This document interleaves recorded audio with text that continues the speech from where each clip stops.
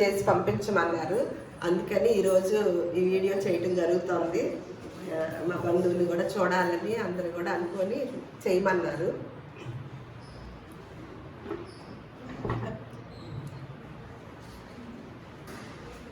అందరికీ వందనాలు.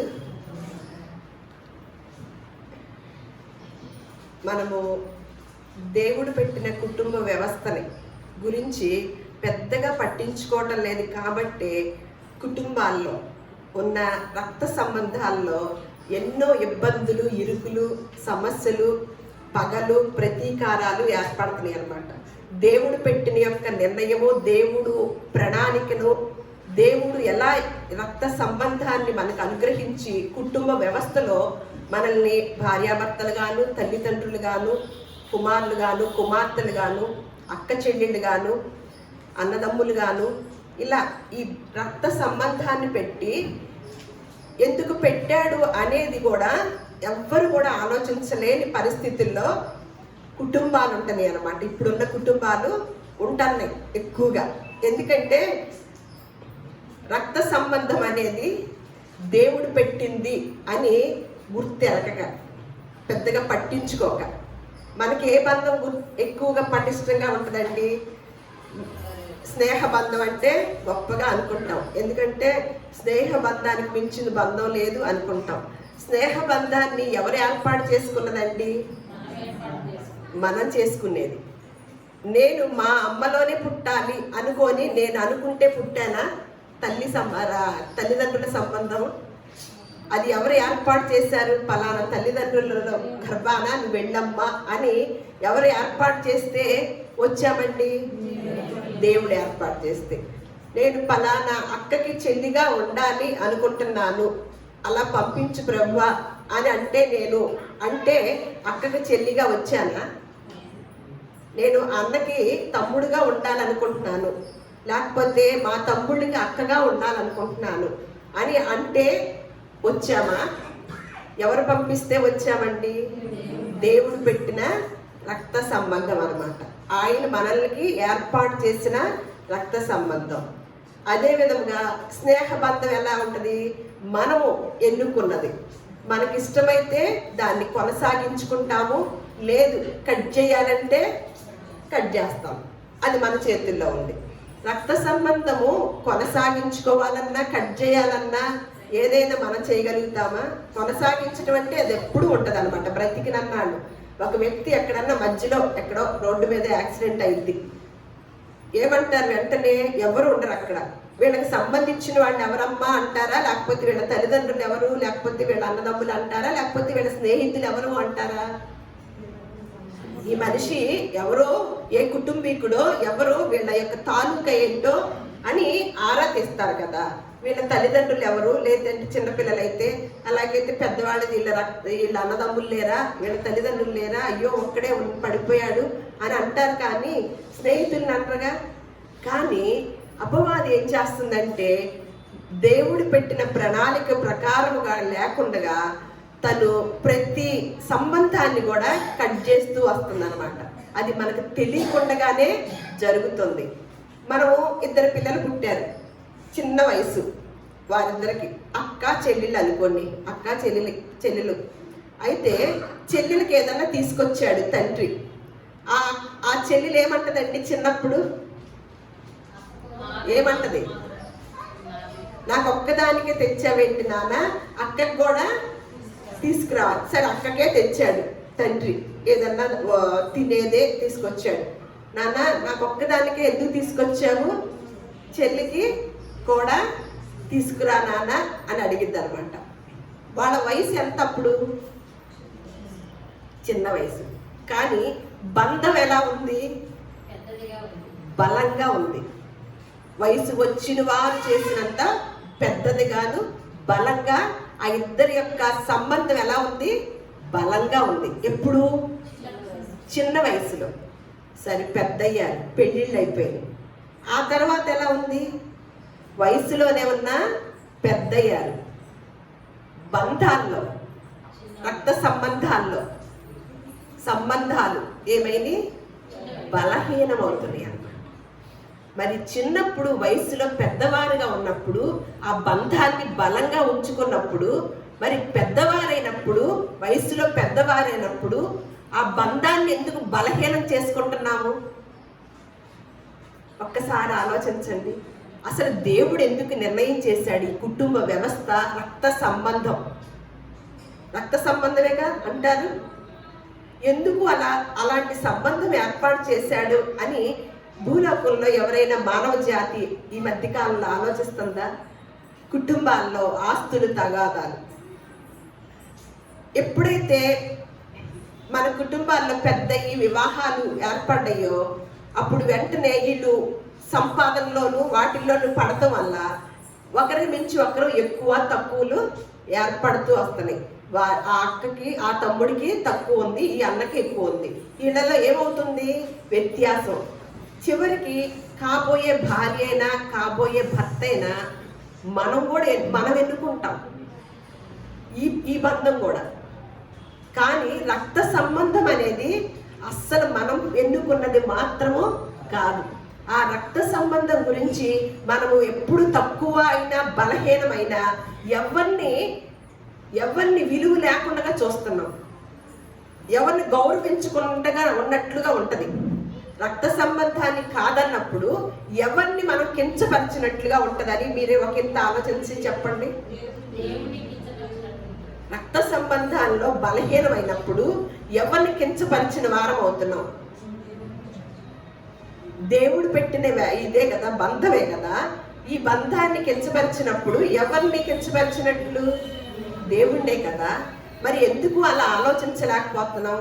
అందుకనే నీ తోటి సహోదరుని ప్రేమించిన నీవు నీ దేవుణ్ణి చూడని దేవుణ్ణి ఎలా ప్రేమించుతావు అని అంటాడనమాట.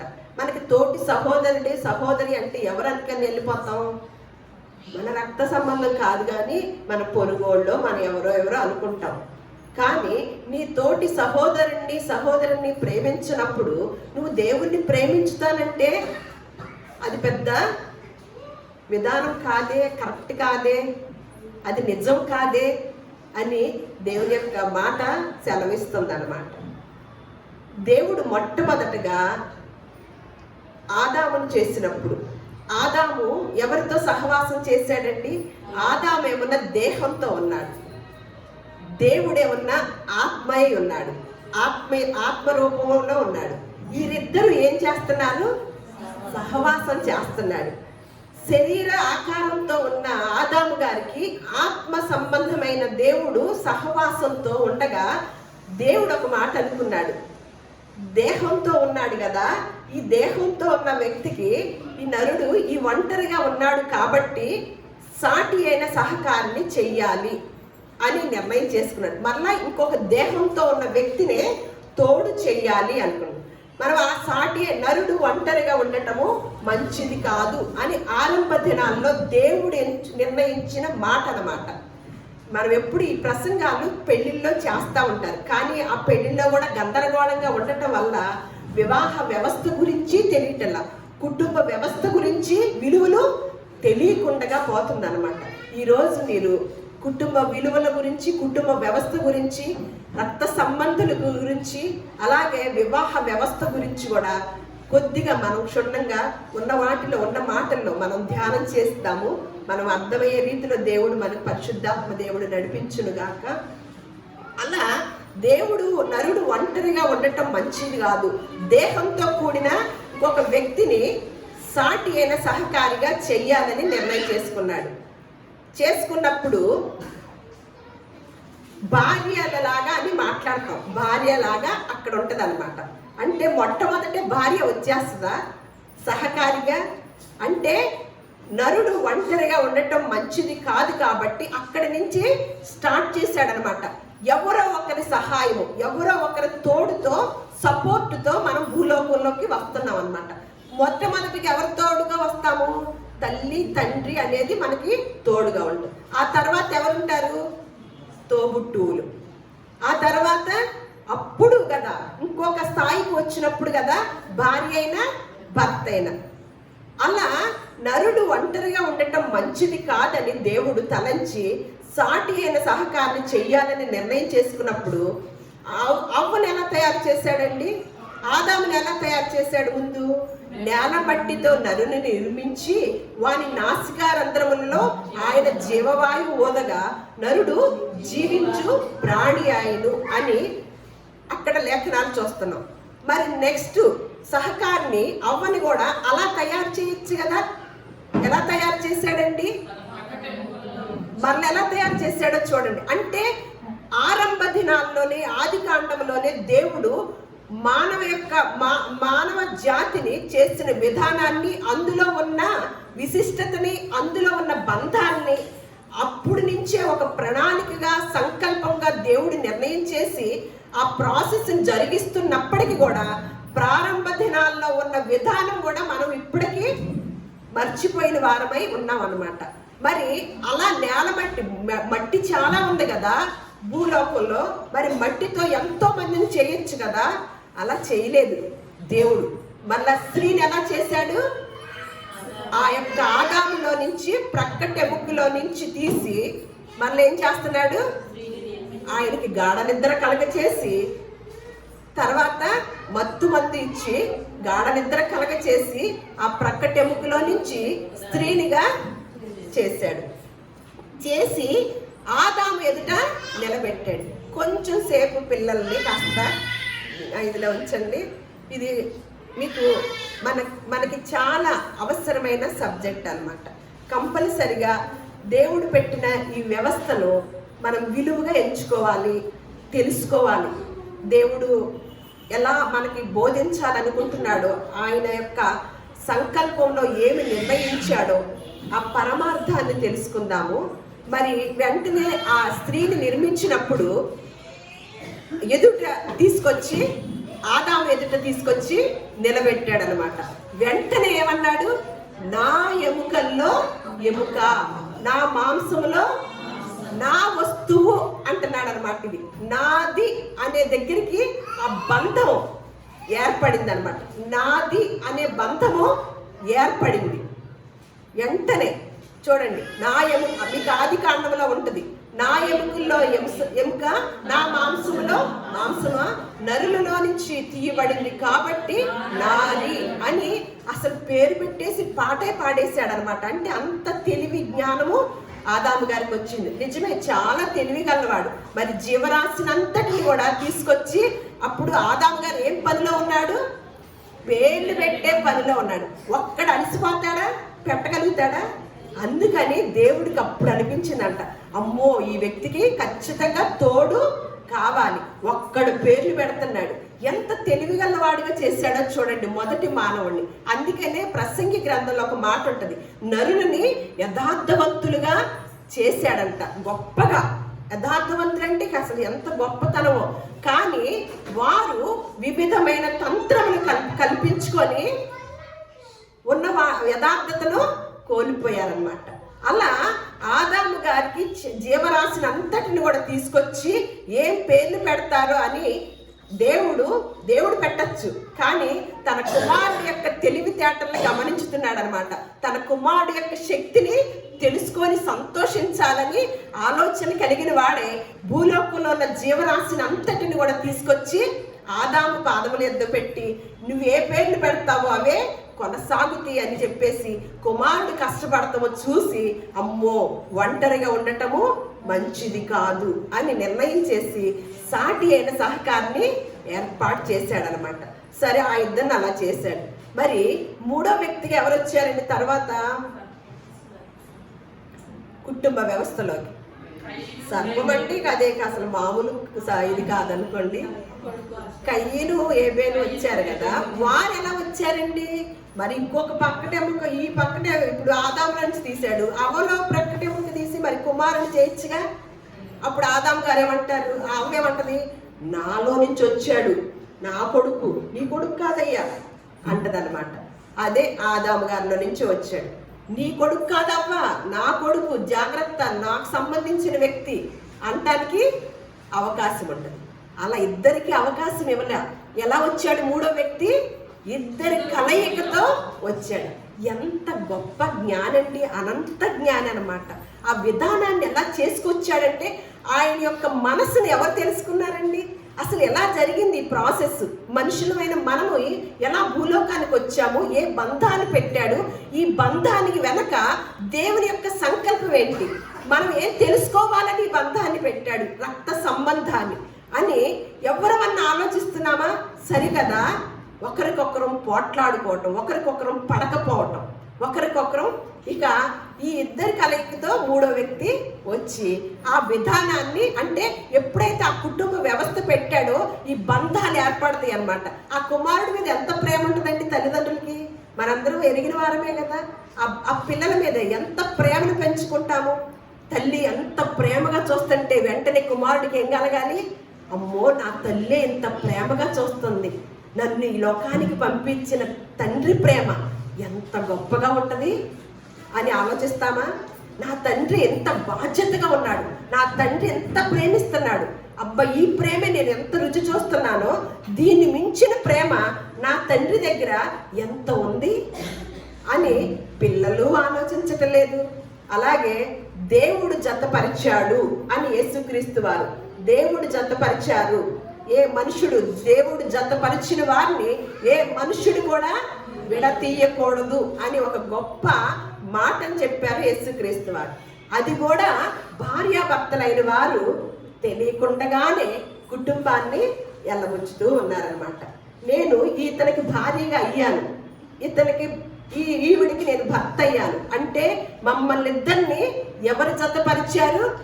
పెళ్లిళ్ళ పేరైలా, మ్యారేజ్ బ్యూరోలా, లేకపోతే ఇంకొకళ్ళ కాదు, దేవుడు జతపరిచాడు.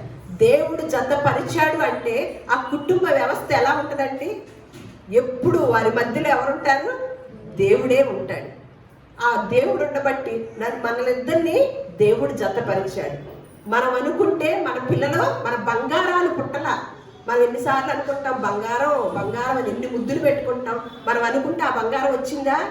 ఆయన అనుకుంటే ఆ బంగారం వచ్చింది. మరి ఆ బంగారాలను బట్టి దేవుణ్ణి స్తుతించుకుంటున్నామా?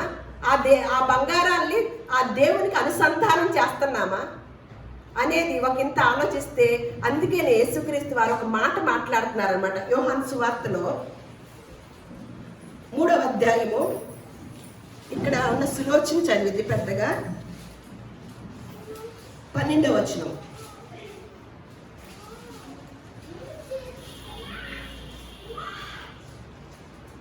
భూసంబంధమైన సంగతులు నేను మీతో చెప్తే మీరు నమ్మకున్నప్పుడు పరలోక సంబంధమైనవి మీతో చెప్పిన యెడల ఎలాగో నమ్మదురు. అంతవరకు ఏమంటున్నాడు? భూ సంబంధమైన సంగతులు మీకు చెప్పినప్పుడు మీకు అర్థం కాలేదు. భూ సంబంధమైన సంగతులు చెప్పినప్పుడు మీకు అర్థం కాలేదు, కానీ మరి పర సంబంధమైన సంగతులు చెప్తే ఎలాగో అర్థమవుతుంది? పర సంబంధం. ఇప్పుడు ఏ సంబంధంలో ఉన్నాం? భూ సంబంధం. మరి భూ సంబంధంలో ఉన్న రక్త సంబంధము అర్థం కానప్పుడు పర సంబంధంలో ఉన్న ఆ సంబంధం అర్థమవుతుందా? అర్థమవుతుంది కదా. అందుకే యేసుక్రీస్తు వారు ఆ మాట వాడారనమాట. ఎందుకు ఈ వ్యవస్థను పెట్టాడో, ఈ విధానాన్ని అని మరొకసారి ఈ కొరింథీయులకు రాసిన పత్రిక, 1 కొరింథీయులకు రాసిన పత్రిక 6వ అధ్యాయము 20వ వచనం చూద్దాము. నిలువబెట్టి కొనబడిన వారు మీరు మీ సొత్తు కారు, విలువబెట్టి కొనబడిన వారు కనుక మీ దేహముతో దేవుని మహిమ పరచుడి. అంతవరకే. ఇక్కడ ఏమంటున్నాడు? మనం ఎవరితో ఎలా కొనబడ్డామంట, కొనుక్కున్నారంట? మీరు విలువ పెట్టి కొనబడిన వారు. మీరు మీ సొత్తు కాదు, సొత్తు కాదు. అందుకని మీకు ఇచ్చిన దేహంతో, నేను ఇచ్చానే ఈ దేహము, ఆ దేహంతో ఏం చేయాలంటున్నాడు? దేవుణ్ణి మహిమపరచాలి. కుటుంబ వ్యవస్థ గురించి వద్దాం, భార్యాభర్తల బంధం గురించి. ఆ భార్యాభర్తల బంధం గురించి కూడా ఎంత వివరంగా రాసి ఉంచారో పరిశుద్ధ గ్రంథంలో. ఎక్కడ ఏ చట్టంలో కూడా లేదండి, ఏ గ్రంథంలో కూడా ఎంత వివరణ. కుటుంబ సంబంధమైన విషయాలు, పిల్లలు ఎలా ఉండాలి, తల్లిదండ్రులకి విధేయులై, అలాగే భార్యాభర్తలు ఎలా ఉండాలి, పిల్లలు తల్లిదండ్రులకి ఎలా ఉండాలి, తల్లిదండ్రులు పిల్లల పట్ల ఎలా ఉండాలి అనేది ఒకసారి భార్యాభర్తలను చూసి తర్వాత పిల్లల దగ్గరికి వెళదాము. ఒకసారి మార్కు సువార్త 10వ అధ్యాయము ఒకసారి చూడండి, 2వ వచనం నుంచి 9వ వచనం వరకు. ఇక్కడ యేసుక్రీస్తు వారిని శోధించాలని కొంతమంది ప్రశ్నలు వేయాలి, వాళ్ళకున్న డౌట్లన్నీ తీర్చుకోవాలని ఆయన దగ్గరికి వచ్చారనమాట. యేసుక్రీస్తు వారి దగ్గరికి వచ్చి వివాహ వ్యవస్థ గురించి అడుగుతున్నారు. అక్కడ ఆయన ఎద్దుకు వచ్చి ఆయన శోధించుటకై పురుషుడు తన భార్యను విడనాడుట న్యాయమా అని ఆయన అడిగింది. అందుకు ఆయన మోషే మీకేమి ఆజ్ఞాపించినని వారిని అడిగాను. వారు పరిత్యాగ పత్రిక వ్రాయించి ఆమెను విడనాడవలనని మోషే సెలవిచ్చెనని చెప్పగా, యేసు మీ హృదయ కాఠిన్యమును బట్టి అతడు ఈ ఆజ్ఞను మీకు రాయించెను గాని సృష్ట్యాది నుండి దేవుడు వారికి పురుషునిగాను స్త్రీనిగాను కలుగజేసెను. ఈ హేతువు చేత పురుషుడు తన తల్లిదండ్రులను విడిచిపెట్టి తన భార్యను హత్తుకొనును, వారిద్దరూ ఏక శరీరమై ఉందురు కనుక వారికి ఇద్దరుగా నుండక ఏక శరీరముగా నుందురు. కాబట్టి దేవుడు జతపరిచిన వారిని మనుష్యుడు వేరుపరచకూడదని వారితో చెప్పారు. అంతవరకే. ఇక్కడ ఏమని అడుగుతున్నారు? విడాకుల గురించి మాట్లాడుతున్నారు. విడాకులు బాగా దాన్ని ఈ మధ్యకాలంలో చక్కగా సరదా అయినాయి కదా. ఎందుకు? సెలబ్రిటీసే ఎంతో మంది గొప్పవారు, మనకు గొప్పవారు అనుకుంటాం. కొంతమంది పలానా వాళ్ళు అంటే గొప్పగా ఎంచుకుంటారు, కానీ వారి యొక్క జీవన విధానము గురించి ఆలోచించి వాళ్ళు గొప్పవాళ్ళు ఏంటి అని అనుకోరు ఎవరు కూడా. అలాంటి పనులు చేసిన వారే గొప్పవారుగా ఉంటారు. 2 పెళ్ళిళ్ళు 3 పెళ్ళిళ్ళు ఇలా వివాహ వ్యవస్థకే విలువ లేకుండా ఉన్న వారిని మనం సెలబ్రిటీస్ అంటాం అనమాట. ఏమంటున్నాడు ఇక్కడ? యేసుక్రీస్తు వారి దగ్గరికి వచ్చి ఒక ప్రశ్న, వాళ్ళు శోధించాలని ప్రశ్న వేసినప్పుడు, ఇగో ఇలాంటిది కుదరదు, దేవుడు జతపరిచిన వారిని ఏ మనుషుడు కూడా, ఏ కోర్టు కూడా విడతీయకూడదు అని నిర్ణయం చేసి మళ్ళీ 1 కొరింథీయులకు రాసిన పత్రిక 7వ అధ్యాయము 12వ వచనం 14వ వచనంలో అక్కడ ఇంకొక వివరణ ఇస్తున్నాడు. ఎందుకు మీరు విడిపోతే ఏం జరిగిద్ది, విడాకులు గనక తీసుకుంటే ఏం జరిగిద్ది అని అక్కడ వివరిస్తున్నారనమాట. 1 కొరింథీయులకు రాసిన పత్రిక 7వ అధ్యాయము 12వ వచనం నుంచి 14వ వచనం వరకు. ప్రభు కాదు నేనే తక్కిన వారితో చెప్పినదేమనగా, ఏ సహోదరునికైనను అవిశ్వాసురాలైన భార్య ఉండి ఆమె అతనితో కాపురము చేయ ఇష్టపడిన ఎడల అతడు ఆమెను పరిత్యజింపకూడదు. మరియు ఏ స్త్రీకైనను అవిశ్వాసి అయిన భర్త నుండి ఆమెతో కాపురము చేయ ఇష్టపడిన ఎడల ఆమె అతని పరిత్యజింపకూడదు. అవిశ్వాసి అయిన భర్త భార్యను బట్టి పరిశుద్ధపరచబడును. అవిశ్వాసురాలైన భార్య విశ్వాసి అయిన భర్తను బట్టి పరిశుద్ధపరచబడును. లేని ఎడల మీ పిల్లలు అపవిత్రులై ఉందురు, ఇప్పుడైతే వారు పవిత్రులు. అంతవరకే. ఇక్కడ ఎంత గొప్పగా రాశారండి. పిల్లలు కలుగుతారు, 2 3 కలుగుతారు. తర్వాత వారికి తేడాలు వస్తాయి. ఎందుకు? వాళ్ళ మధ్యన దేవుడు ఉండడు కదా. దేవుడు జతపరిచాడు మనల్ని అనుకుంటా జీవన విధానాన్ని కొనసాగిస్తే ఏ తేడా పాడాలు ఉండవు. కానీ ఎప్పుడైతే దేవుడు లేకుండా, అందుకని దేవుడు ఉన్న ఒక గొప్ప ప్రణాళికతో ఈ వ్యవస్థను పెడితే అపవాది నరుడు ఒంటరిగా ఉండటం మంచిది కాదు దేవుని యొక్క ఉద్దేశం. అపవాది ఉద్దేశం ఏంటి? నరుడు ఒంటరిగా ఉంటేనే నాకు బాగా పనికొస్తాడు అని ఎవరి ఉద్దేశం? అపవాది ఉద్దేశం. నరులు ఈ కుటుంబ వ్యవస్థలో భార్యాభర్తల్ని దేవుడే జతపరిచాడు. వీరు అలా మాటలు జ్ఞాపకం చేసుకుంటూ వాళ్ళ యొక్క జీవిత కాలం అంతా, వాళ్ళ మరణానంత వరకు కూడా కలిసి ఉండాలి అని దేవుని యొక్క సిద్ధాంతం. అపవాది సిద్ధాంతం ఏంటి? అమ్మో వీళ్ళిద్దరిలో చిచ్చు పెట్టేయాలి. అలాగే ఎప్పుడైతే భార్యాభర్తలు అంటే సెకండ్ ఇదనమాట. అసలు మొట్టమొదటే చిచ్చు పెట్టింది ఎవరి మధ్యన? రక్త సంబంధుల మధ్యన. ఆ రక్త సంబంధాన్ని యొక్క విలువ కూడా తెలియకోకుండా దేవుడు ఏర్పాటు చేసిన రక్త సంబంధం కదా అని ఎప్పుడైతే మనం చిన్ననాటి నుండి మన పూర్వీకుల దగ్గర నుంచి కూడా ఆ విధానాన్ని కొనసాగిస్తే పగలు ప్రతీకారాలు, ఆస్తులు తగాదాలు, లేకపోతే వ్యత్యాసాలు అక్కడ ఉండవు. కానీ ఎప్పుడైతే దేవుడు రక్త సంబంధాన్ని, కుటుంబ వ్యవస్థలో ఉన్న విధానాన్ని, ఆ గొప్పతనాన్ని, ఆ విలువల్ని దేవుడు ఏర్పాటు చేసి మనకు పంపించాడో, వెంటనే దేవుడు ఎంత గబగబా పని చేస్తాడో, మంచిగా చేయాలని పనిని అపవాది కూడా ఏం చేస్తుంది, దాని పని అది చేసుకుంటూ పోతూ ఏం చేస్తుంది, ఒక్కొక్క బంధాన్ని కట్ చేస్తుంది అన్నమాట. ఒక్కొక్క బంధాన్ని కట్ చేస్తుంది. మనమేమనుకుంటాము, మనకు అది తెలియదు అనమాట. అది తెలియకుండానే ఆ బంధాలని కట్ చేసుకుంటూ ఉంటాం అనమాట. అందుకని ఇక్కడ ఏమంటున్నారంటే, ఇప్పుడైతే ఒక అవిశ్వాసైన భార్య కనుక ఉంటే విశ్వాసైన భర్త ఉన్నప్పుడు ఆ విశ్వాసైన భర్త ఏం చేయాలంట, అవిశ్వాసరాలైన భార్యను విడనాడకూడదు. కంపల్సరిగా ఓర్పుతోనూ సహనంతోనూ జ్ఞానయుక్తంగా కాపురం చెయ్యాలని లేఖనాలు రాసి ఉంచారు. అదే విశ్వాసురాలైన భార్య ఉన్నప్పుడు, అవిశ్వాసి అయిన భర్త ఉన్నప్పుడు ఏం చేయాలంట, అది కూడా విడనాడకూడదు. ఎందుకు, ఆ స్త్రీ జ్ఞానవంతురాలుగా తను వాక్యము లేకుండగానే తన సత్ప్రవర్తన వలన తన అవిశ్వాసి అయిన భర్తని సంపాదించుకోవాలి అని ఇంత వివరంగా రాశారు. ఇలా రెండు జరగనప్పుడు ఆ పిల్లలు, మన కన్నబిడ్డ బంగారాలు ఏమవుతారంట, వాళ్ళిద్దరు బాగున్నంత వరకు కూడా పిల్లలు ఎలా ఉన్నారంట, పవిత్రులుగా ఉన్నారంట. ఎప్పుడైతే ఆ దేవుడు జతపరిచిన వారిలో తేడా వచ్చిందో, మన కన్న బంగారాలు ఏమవుతున్నారంట, అపవిత్రులైపోతున్నారంట. ఈ మాట ఎరిగినప్పుడు మనకు పిల్లల మీదే కదా ప్రేమ.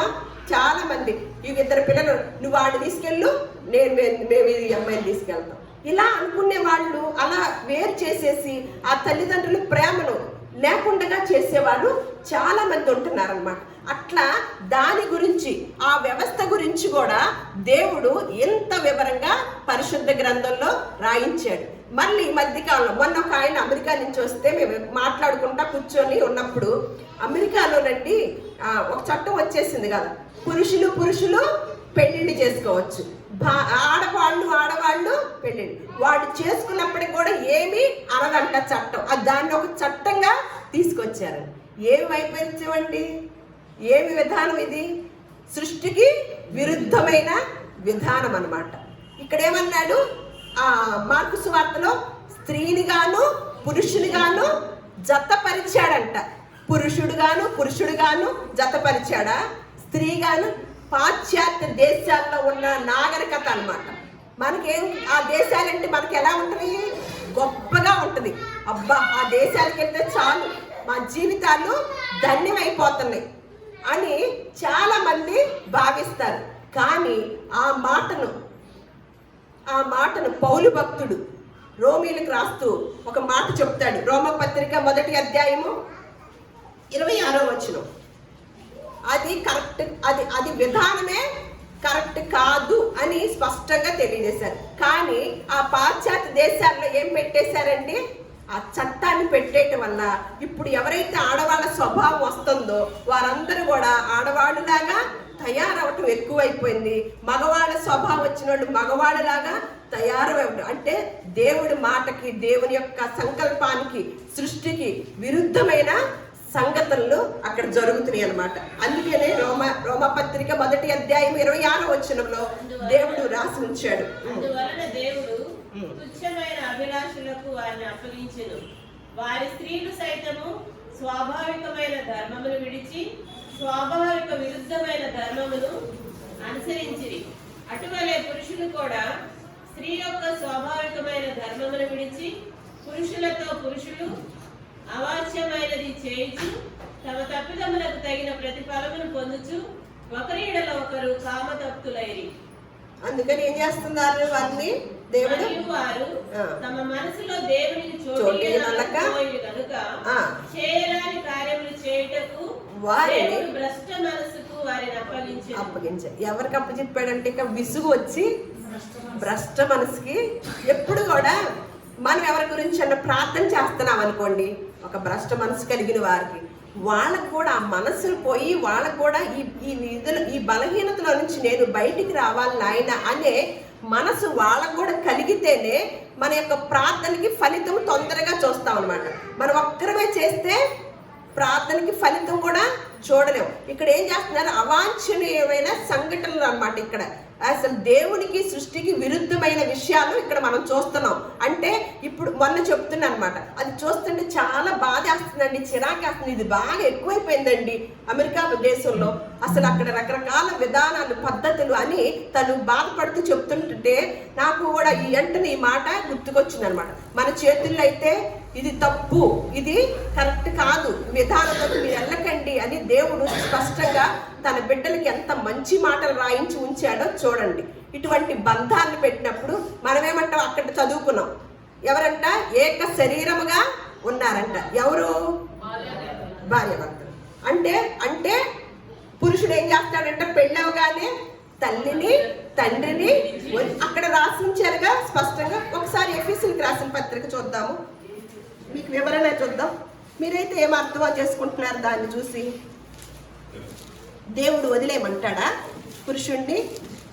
ఆ స్త్రీ కూడా వదిలేసి వచ్చింది కాబట్టి ఎటు స్త్రీ ఆ కుటుంబాన్ని వదిలేసి వచ్చింది. ఎందుకు? మళ్ళీ ఒక రకమైన వాతావరణంలో నుంచి చిన్ననాటి నుండి ఒక విధానంలో పెరిగిన స్త్రీ అన్నమాట. ఆ బిడ్డ మళ్ళా కొత్త వాతావరణంలోకి వచ్చింది. వచ్చినప్పుడు తను అడ్జస్ట్ అవడానికి చాలా రోజులు పట్టింది. అప్పుడు ఎవరు సహకరించాలి? ఆ కుటుంబస్తులు కూడా సహకరించాలి. అలా ఆ సత్సంబంధాలని, ఆ జీవన బంధాలని పటిష్టం చేసుకుంటాలో అందరికీ పాత్ర ఉంటుంది అనమాట. అయితే ఇక్కడ ఏమని రాస్తున్నారు, వారు ఈ హేతువు చేత పురుషుడు తన తండ్రిని తన తల్లిని విడిచి తన భార్యను హత్తుకొని వారిద్దరూ ఏక శరీరము అవుదురంట. ఇది మాట ఈ మాటను బట్టి మీరేమనుకుంటున్నారు? విడిచిపెట్టేయాలా? మరి ఇక్కడ ఏమంటాడు, ఒక ఆజ్ఞలో ఒక ఆజ్ఞ ఏంటి? విడిచిపెట్టమని ఉంది ఆజ్ఞ. చూడండి, దేవుడు చెప్పిన విధానము కోణాన్ని ఇదంతా కూడా ఖరాబ్ చేసేసింది, కట్ చేసేసింది అనమాట. ఎవరు? ఎక్కడా కాదు, బయట ప్రపంచంలో కాదు, సంఘాల్లోనే బోధనలోనే కట్ చేసుకుంటూ వచ్చిందనమాట. ఇంతవరకు చెప్తారు.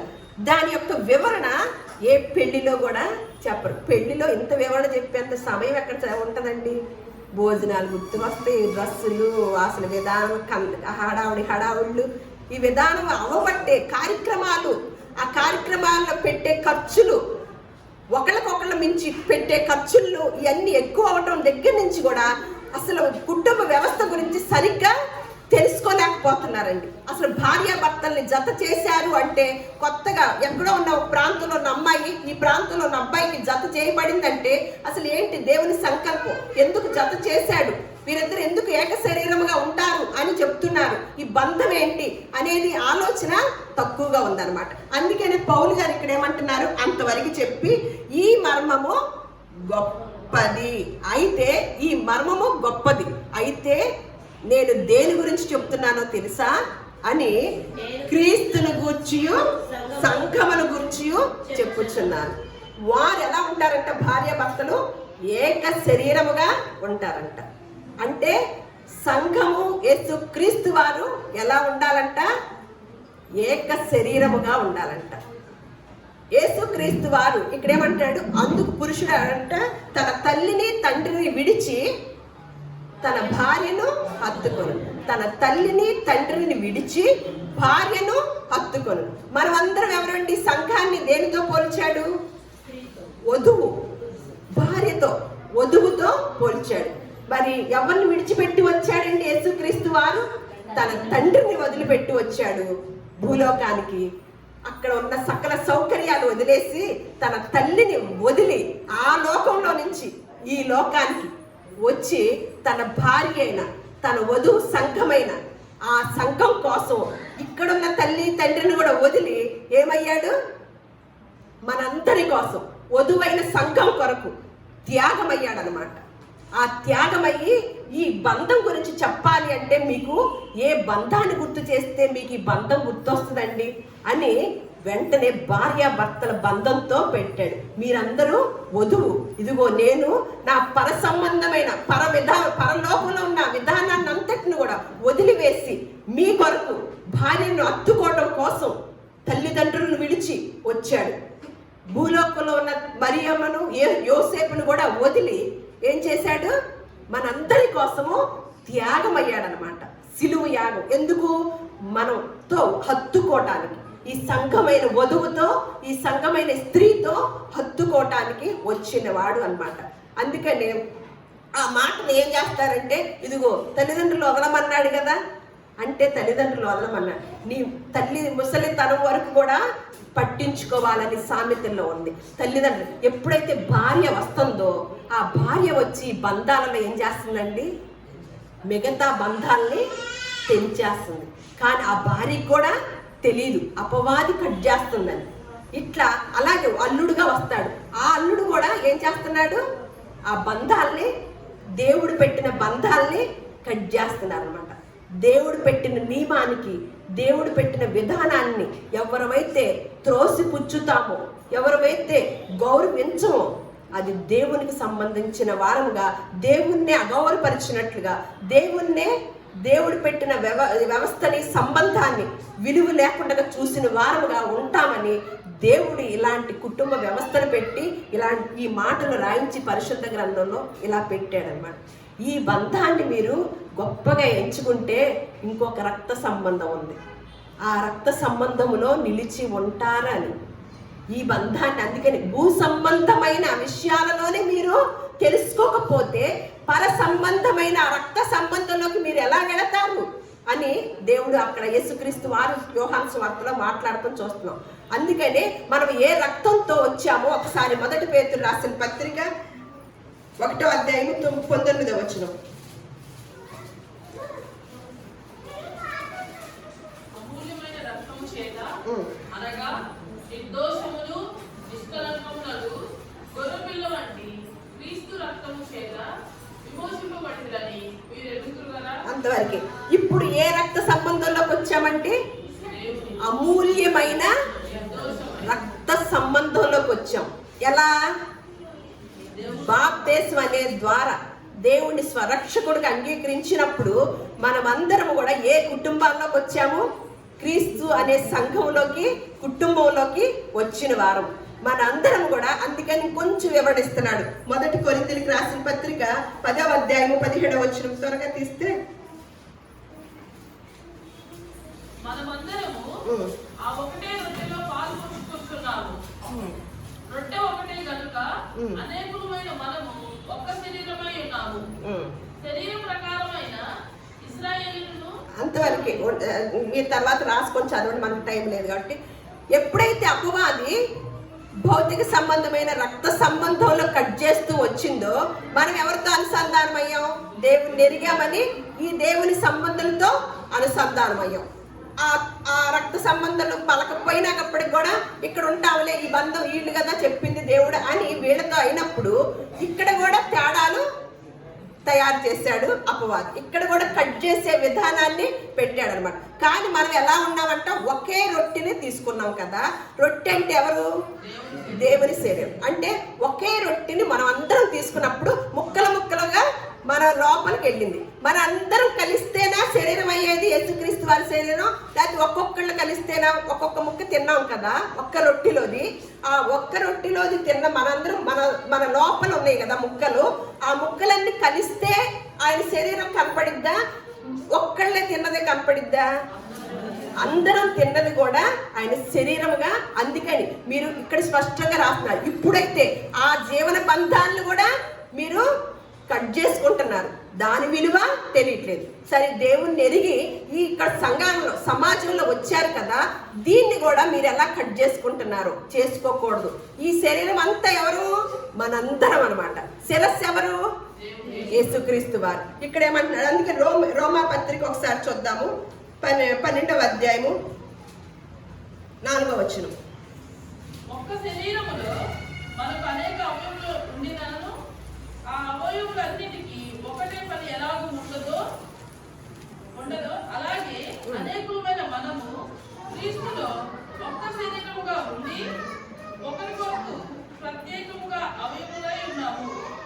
అంతవరకేను. ఏమంటే ఇప్పుడు ఒక్క శరీరంలో మనకు అనేక అవయములు ఉండినను ఏ అవయములన్నిటిని కూడా ఒక్కటే పని ఎలాగ ఉండదో ఒకటి చూడండి. ఈ చెయ్యి నాది కాదంటే కుదిరిద్దా?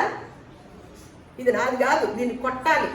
అదే ఏదో సినిమాలో చూసాం, పరమానంద శిష్యుల కథల్లో. శిష్యులు ఏం చేస్తారంటే అందరూ కూడా పంచుకుంటారు గురువు గారి శరీరాన్ని పంచుకొని, ఈ కాలు నాది, ఈ కాలు నాది అని మేము చిన్నప్పుడు చదివిన కథలు అనమాట. ఆ కాలుని ఒకడు వచ్చి కొడతాడు, నీ కాలా అని ఈ గట్టిగా పట్టుకొని. అలాగే ఈ చెయ్యి నాది అనేసి ఇంకొకడే ఉన్నా, నా చెయ్యి మీద నీ చెయ్యి వస్తున్నావా కానీ ఈ చేతిని కొడతాను అంటాడు. పాపాడు తెలియక చేసినా ఏదో మనకి కథలుగా రూపంలో చూపించాలి. అందుకని ఈ చెయ్యి నాది కాదని కొట్టుకుంటే ఎవరికి తగిలిద్ది? ఎలా పోల్చాడో చూడండి. ఒక్క శరీరంలో ఉన్న అవయవాల గురించి ఈ చేతితో చేసే పని ఈ చేతితో చేయగలిగిద్దా? దీని పని దీనిదే, ఈ చేతి పని ఈ చేతిదే, ఈ కన్ను పని కన్ను. అందుకని అన్ని కూడా స్పష్టంగా రాసింది. ఈ కొరింథీయులకు రాసిన పత్రికలోను రోమా పత్రిక మీరు అధ్యాయం చదవండి. అలా అన్ని కూడా అవి చేసేటప్పుడు మీరందరూ ఒకే శరీరము కదా, ఒకే రొట్టెని పంచుకుంటున్నారు కదా అని ఎంత చక్కగా వివరించినప్పుడు అలా సంఘంలో కూడా అపవాది తయారైందనమాట. దీనికి కూడా విలువ లేకుండా, అంటే శరీరాన్ని ఆయన రొట్టెని ఆయన శరీరాన్ని మన శరీరంలో కలుపుకుంటున్నప్పుడు ఎలా ఉండాలి? ఆయన శరీరంతో కాదు ఏం చేస్తున్నాము? శరీరంలో ఉన్నామన్నమాట. ఆయన శరీరాన్ని మన శరీరంలో మన పక్కన పెట్టలా. ఎలా వచ్చింది ఆ ముక్క? రొట్టె ముక్క మన శరీరంలోకి వెళ్ళిందనమాట. అంటే మనం ఎవరి భాగాలమే? ఆయన భాగాలు. అందుకనే దావీదు గారు అన్నారు, నేను నా పానీయ భాగము, నా స్వాస్థ్య భాగము నీవై ఉన్నావు నాయనా అని దావీదు గారు చెప్తారనమాట. అంటే ఆయన ఎరిగాడు, గుర్తెరిగాడు. ఆయన పుట్టుక గురించి కూడా అందుకని గొప్పగా చెప్పుకున్నాడు. మనం ఏ రోజన్నా చెప్పుకుంటామా? మన పుట్టుక గురించి చెప్పుకో. సరే, దేవుని యొక్క శరీరాల గురించి మనం పాలిభాగస్తులే వాటి గురించి కూడా వివరించుకో. ప్రార్థనకు వస్తాము, మళ్ళీ వెళ్తాము, మళ్ళీ మామూలుగా లోకంలో ఉండగలుగుతున్నాము. చక్కగా బంధాలను ఏమన్నా ఇష్టమైతే ఉంచుకుంటాము, లేకపోతే పంపించుకుంటాము. అలాగే దాన్ని ఎలా పంపించువేసుకుంటున్నామో యేసుక్రీస్తు వారు కూడా అందుకనే కుదరదు. మీరు ఆ బంధాలని కనుక, అందుకనే దాని గురించి కూడా మీరు అర్పణ చెల్లించేటప్పుడు మీ సహోదరుల మీద మీకు ఏదైనా విరోధం ఉంటే దాన్ని పక్కన పెట్టి, ఈ మాట చెప్పేది ఎవరున్నారండి? ఎవరన్నా ఉన్నారా? ఇదిగో కానుకేసే వాళ్ళు ఎవరన్నా వచ్చారా అని ఏ గుడుల్లో అన్న అంటారా? ఇదిగో మీ సహోదరుడి మీద కోపం ఉంటే పక్కన పెట్టండి, ఆ కానుక అసలు ఆయనకి ఇష్టం కాదు అని ఇంత స్పష్టంగా. అంటే కుటుంబ వ్యవస్థల మీద, బంధాల మీద సమాధానంతోనూ ప్రేమతోనూ బలంగాను ఉండాలి అని ఆయన ఉద్దేశం అన్నమాట. ఈ కుటుంబాల్లో బలహీనం చేసే వాళ్ళు ఎవరుంటే వాళ్ళం ఆ శాపగ్రస్తులు అనమాట. ఎవరైతే బలహీనం చేస్తున్నామో కుటుంబాల మధ్యన, ఆ కుటుంబాల మధ్యన ఎవరు చేస్తే వారే అనుభవించుతారనమాట. ఎందుకంటే దేవుడు పెట్టిన బంధం, రక్త సంబంధం గురించి విలువ తెలియకపోతే దేవుడు మనల్ని విలువ పెట్టి కొని ఆయన అమూల్యమైన రక్తం ద్వారా ఆయన మనలందరినీ కూడా ఏక శరీరములుగా చేశాడు. వధువుగా మనల్ని ఏర్పాటు చేసి ఆయన మనల్ని హత్తుకోవాలని నిర్ణయం చేసుకున్నప్పుడు భార్యాభర్తలు హత్తుకొని అత్తమామని గెంటేయటం తెలుసు, కానీ ఈ విధానము గుర్తు పెట్టుకోవట్లేదు. తండ్రిని ఖచ్చితంగా సన్మానించాలి, నీ తోటి సహోదరుని ప్రేమించాలి, అంతే. అవి రూల్స్ అన్నమాట. దేవుడు పెట్టిన ఈ రూల్స్ని, దేవుడు పెట్టిన ఈ బంధాలని మనము జాగ్రత్తగా వాటిని కాపాడుకుంటూ దేవుని దృష్టిలో విలువైన వారముగా, ఆయన ఎలాగ విలువ పెట్టి కొన్నాడో, అమూల్యమైన రక్తం ద్వారా మనల్ని విమోచించాడో అది గుర్తెరిగిన వారముగా ఈ బంధాల్ని, రక్త సంబంధాల్ని, ఆత్మీయ బంధాల్ని కూడా కాపాడుకుంటూ దేవుని కొరకు జీవించే వారముగా మనందరినీ కూడా దేవుడు ఆ విధముగా ఆశీర్వదించునుగాక.